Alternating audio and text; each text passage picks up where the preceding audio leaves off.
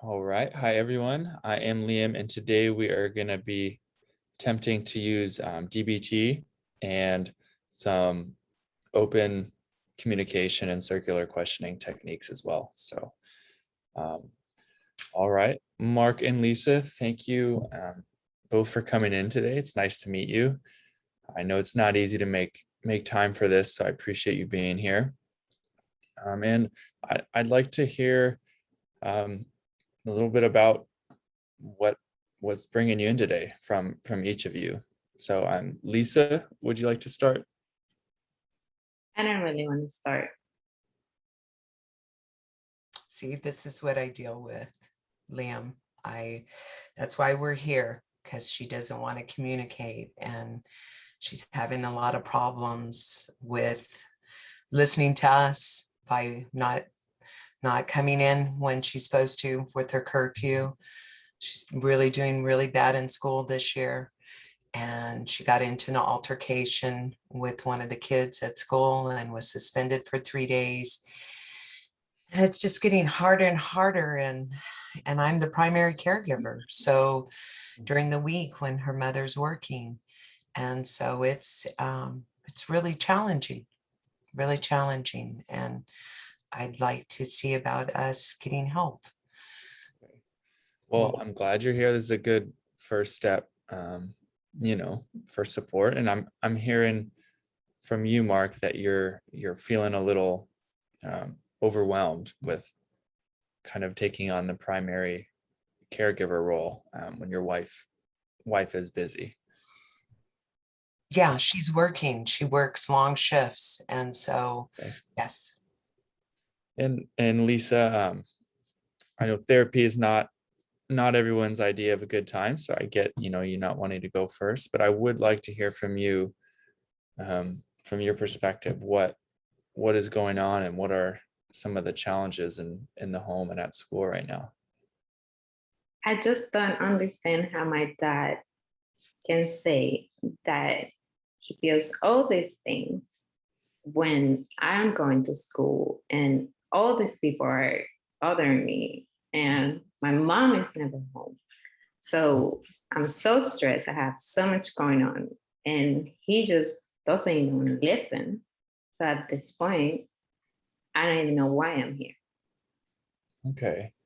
So Lisa, when you're feeling stressed and overwhelmed like that, um, what are some of the things that you do to manage those emotions? I just smoke pot or hang out with my friends or Mhm. I'm on my phone or I do other stuff. I stay in my room away from my Yeah, dad. away from your dad. And when you smoke pot, how do you feel that helps with your emotions in the moment? I just forget about him. I forget about everything, all the stress that's happening at school, all the Mhm. stuff going on with my dad, everything. Okay. I hear that you know, substances like marijuana can definitely be, a temporary escape, and then they do um, reduce those unpleasant feelings in the short term. And I understand you're wanting to use that, um, but I also want to push back on you and have you maybe identify any ways it affects you negatively. Um, do you feel there are any? Yeah, I feel really sleepy most of the time. So Sleepy. at school, I'm tired when I'm there. I just want to sleep. I Mm, can't focus. right. Okay. Well, Mark, from your perspective, how has Lisa's substance use affected the family, if in any way? Oh, tremendously. The communication, her lack of engagement in the household, her lack of engagement at school, her being aggressive, not being able to communicate with even her teachers or even her counselor at school. So That's why we're here. Her mom wasn't able to make it today because she's working late, and she's a little hesitant about coming because she doesn't know if this will work. But I feel so desperate, that I want our family to be together again, and for Lisa to get along with her brother, get along with the rest of the family members, to really be a part of the family. Mhm. So, Lisa, I'd like to hear a little bit about from you about your relationship with your mother. Um, are you two close? And if so, or if not, are there any is there any conflict there? It seems that you and your father, Mark, are having a bit of a difficult time communicating right now, but I want to know what it's like between you and your mother as well. It's so fun with my mom. We just go out on the weekends and we get to get manicures and pedicures and just go shopping and just have fun. And then my dad comes home and it's just everything he's mad about. I have to do my homework. I have to do all these things here and there. And it's just, And Mark, how does it feel hearing Lisa say those things? Frustrating, because all I'm trying to do is help her be successful by going to school and reminding her to do her homework. And she does have responsibilities at home also, and Mm. it wouldn't be bad once in a while for her to help me with her brother. He's only 7 years old, and it'd be just nice if we did family things together, like Mhm. having dinner together. Even when she has dinner, she takes off and she goes to her room. She doesn't want to be with us. She doesn't even talk to her brother anymore. So, I mean, she's just kind of cut off the whole family. And she spends a lot of time in a room, a lot of time sleeping, a lot of time not really being happy. She's Right. been very, very sad lately. So, so in DBT, the therapy that I like to employ, there is a concept in which we think with our wise mind and our emotional mind. So our wise mind is kind of the logical perspective. You know, when we're thinking through an issue without getting all upset about it, and then our emotional mind is kind of our initial reaction, and when we're frustrated and when you want to fight or yell, that's kind of uh, where we're coming from. And so I'd like to ask each of you,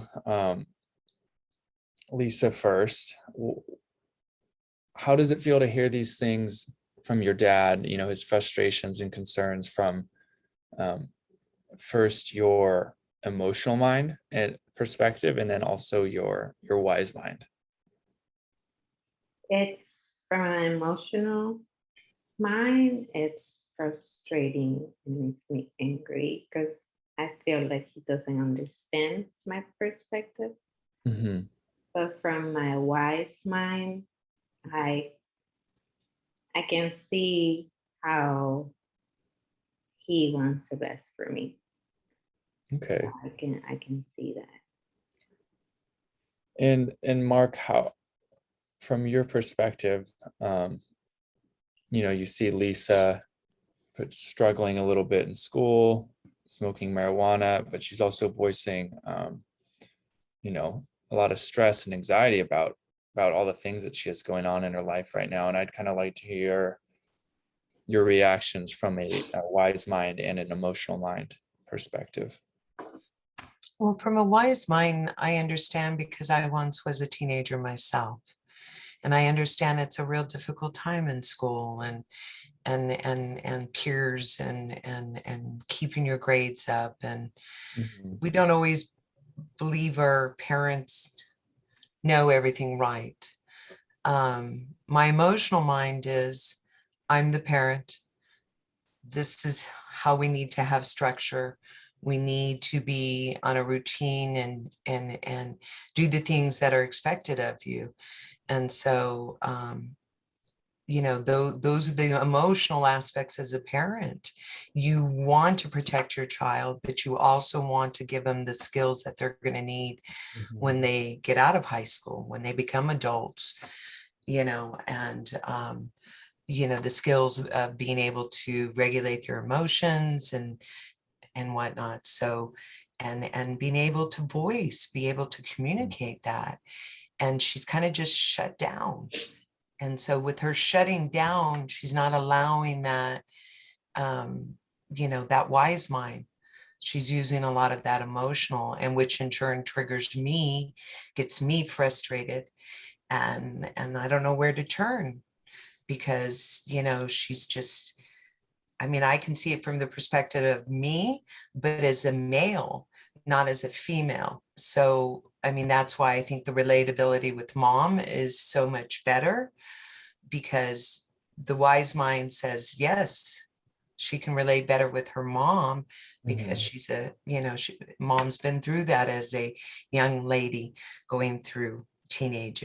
But I just try to put that in all in perspective and try Okay. to have more of a wise mind when speaking with her. Well, Lisa, I'm hearing that your dad cares a lot about you, and Mark, I'm hearing that your daughter, is feeling so she needs a little more trust. And these are all things I think, we'll continue to work on as we move forward, implementing our wise minds, and understanding when our emotional minds are kind of taking over. And I hope you both opt to come back to therapy in the coming weeks, and we can continue to build these skills. Anyways, thank you both for coming in, and I will see you soon. Thank you. Thank you.